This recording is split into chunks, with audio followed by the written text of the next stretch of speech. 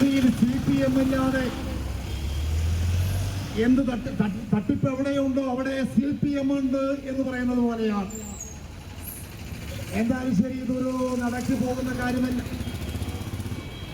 ഈ തട്ടിപ്പിന്റെ പ്രധാനപ്പെട്ട ആളുകളെല്ലാം തന്നെ ഞങ്ങളൊരു അന്വേഷണം നടത്തിയപ്പോൾ ഈ തട്ടിപ്പിന് ഇരയായ ആളുകൾ ഞങ്ങളുടെ അടുത്ത് പറഞ്ഞപ്പോൾ ഇത് നല്ലൊരു ശതമാനം CPM-ന്റെ നേതാക്കളാണ്.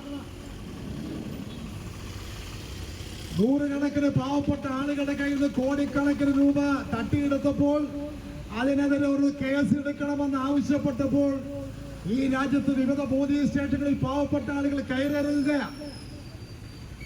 എന്തുകൊണ്ടാണ് പോലീസ് കണ്ടതായി നടിക്കുന്നില്ല?